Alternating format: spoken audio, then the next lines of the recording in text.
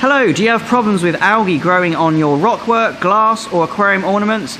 Well, if you do, make sure to keep watching this video to find out the main causes and solutions of aquarium algae and how to deal with them in both freshwater and reef aquariums. Hello there and welcome. We are going to be discussing algae in your aquarium, both freshwater and saltwater. The reason for the overlap is because algae is kind of caused by pretty much the same thing in all aquariums, and owning an aquarium means dealing with algae. Unfortunately, there is no magic bullet to dealing with algae. Algae is one of these things that you just have to learn how to manage and deal with when you own a fish tank. So in this video, we're going to be talking about nuisance algae, and that's the algae that you don't want growing in your tank. So algae like the green that you get on the glass, or the brown that you might be getting on your plants or on your ornaments, even to some extent things like cyanobacteria and other types of nuisance algae that you might not want in your fish tank.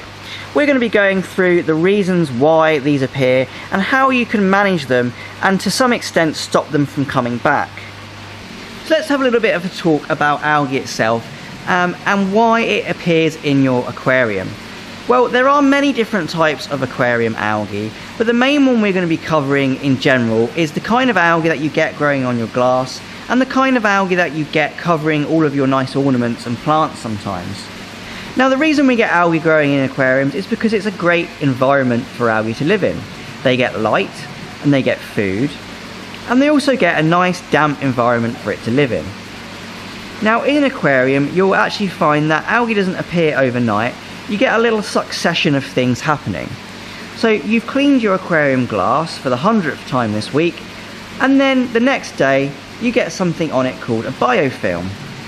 Now, biofilms occur naturally in all aquatic environments. It's basically a little sheen of little microorganisms living on every surface, and you can sometimes see it on your glass as a milky opaque layer. When you leave your biofilms on your glass, what will then happen is it will allow other things to colonise on it. And those other things that colonise will be algae. So from this you can see that algae takes a little bit of a while to establish itself on your ornaments and on your aquarium glass. But it does always come back, and it's one of these things which is pretty much inevitable. As I've spoken about biofilms already, the first thing we're going to be talking about is actually how to prevent algae growing all over the place as fast. And that is actually just clean your glass more regularly. If you don't allow the biofilms to develop, then the algae won't be able to colonise, and then you won't be getting as much green algae in your aquarium. I mean, that one is a little bit of a cheeky tip, but essentially I'm just telling you to clean your tanks more often. Okay, so on to the main reasons why you're getting algae in your aquarium. The big one is light. Now, obviously, if you have an aquarium, you want to see your fish, and you potentially want to grow your live plants. And that means you put a light on your aquarium. But what else likes light? Well, algae likes light. So you have to get the right balance of how much light you put on your fish tank. So looking into light a little bit deeper, light is what causes algae to grow. Essentially, without light, you wouldn't be getting any algae. But this is complicated because you want the light to see your fish, and without a light, a fish tank is a little bit boring. It's just a black box.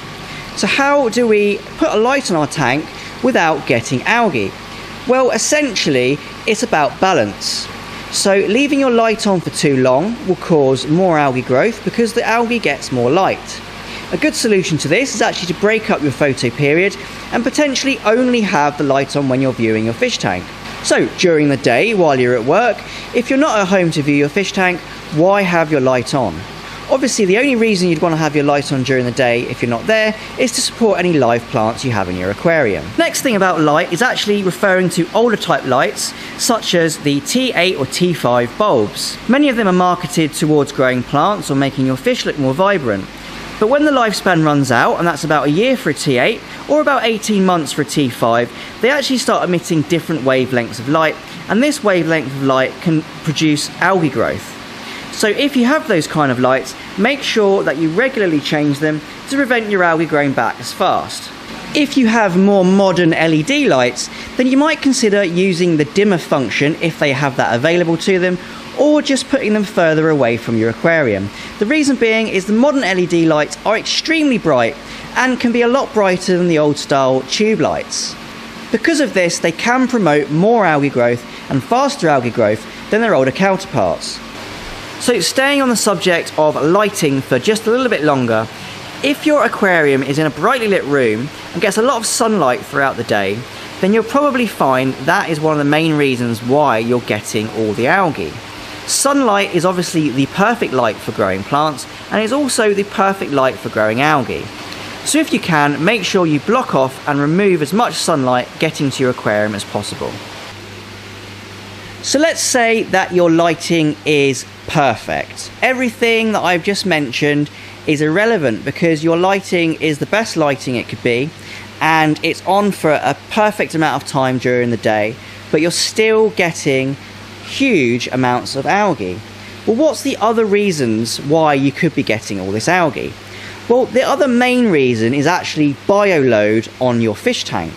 So each fish has an amount of output of waste that it will poo out essentially, and that amount of waste will turn into plant fertilizer. So if you have lots of fish in your aquarium, you're also going to be having lots of plant fertilizer.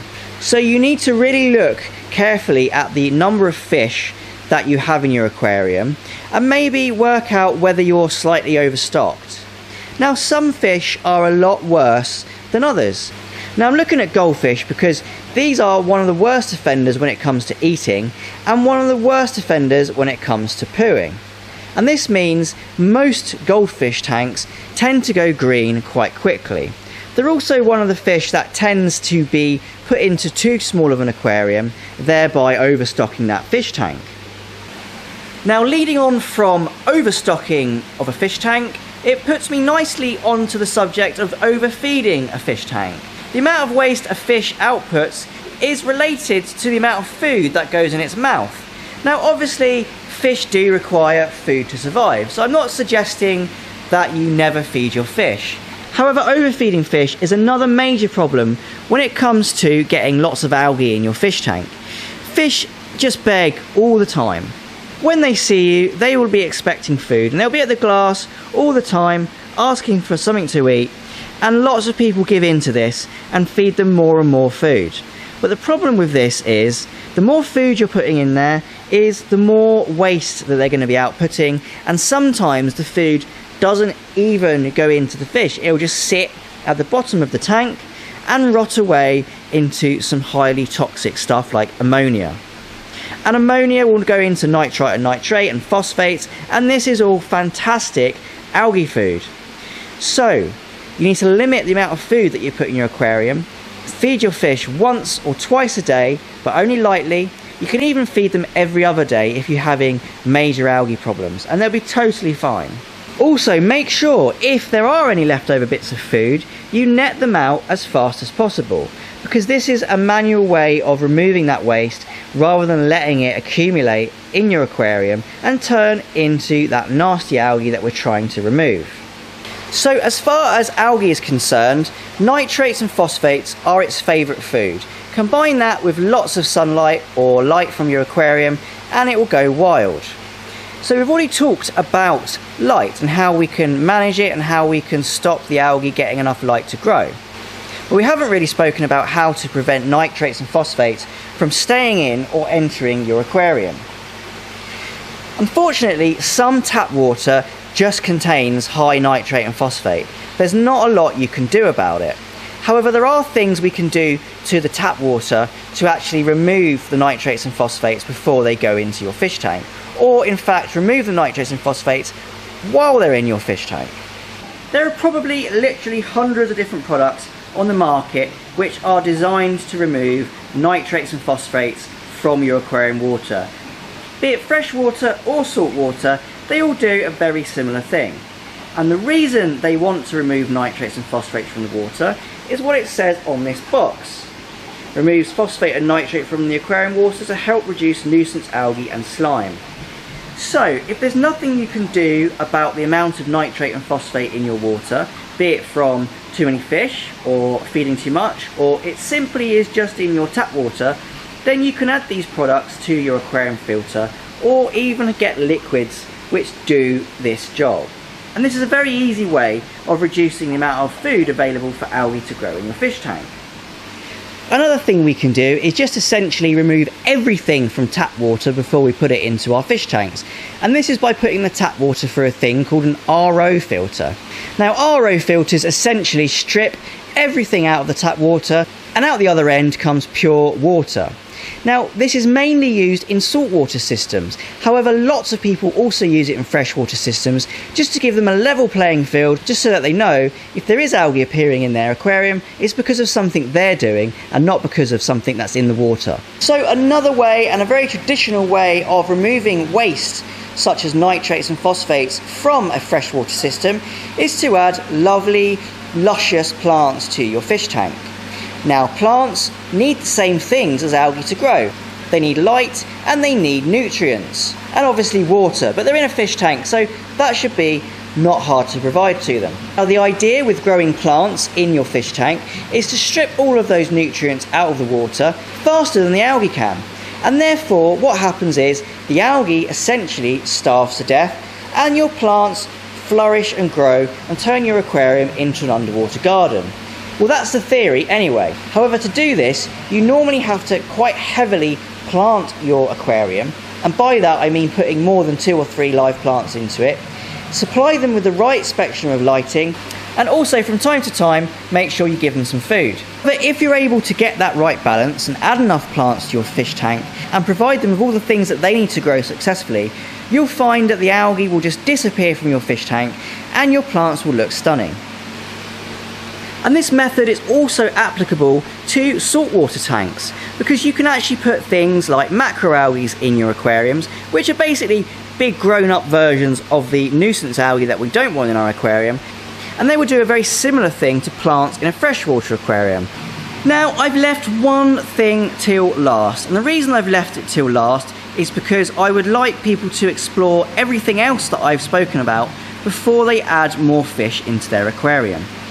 Because normally when you have algae, it's because there's an imbalance in your system, and not always because you haven't got something in there to eat the algae. But the last point we're going to be talking about is actually adding things into your fish tank which will help to keep your fish tank a little bit clean. Now, every aquarium should have a few things in there which eat a little bit of algae. I mean, what aquarium doesn't have some kind of suckermouth catfish? However, a lot of people's first instinct to do when they get a little bit of algae in their aquarium is just to dump more suckermouth catfish in there and try and hope that they eat the algae faster than the algae can grow. Firstly, this is a problem because if you add more fish, you're actually increasing the amount of waste and thereby increasing the amount of food that the algae has to grow via their poo. But you're also increasing the potential overcrowding of your system, which is also a big no-no, as I've mentioned. That being said though, livestock is definitely an option to combating algae. Now, we all know that suckermouth catfish mostly eat algae. There are exceptions, so some of them only eat wood and some of them are actually carnivores. But on the whole, most suckermouth catfish will be fine for your aquarium. Just make sure you look at the maximum size they grow to and buy the correct suckermouth catfish for your aquarium size. If you can't fit a suckermouth catfish in your aquarium because the fish simply grows too big, or you haven't got the bioload space available, then there are many other options that you can add. You have small invertebrates such as shrimp, and also small snails such as these little nerite snails, which do an excellent job eating algae. Fish like this garra, my personal favourite when it comes to eating algae, and you have little diminutive fish like this little Ottocinculus, a mini suckermouth catfish. So adding fish or invertebrates to help you clean your algae is actually a very valid option, but I would implore you to explore the reasons why you're getting the algae in the first place before you go ahead and add more livestock to your fish tank. Thank you very much for watching to the end of this video. It means a lot to me that you've gotten this far. If you like the video, please leave a like below. Also leave a comment if you want to add anything to this video or have any other tips that you might want to add. Remember to subscribe to my channel and hit the bell if you want to hear more from me and see my new content. As always, thank you very much for watching and happy fish keeping!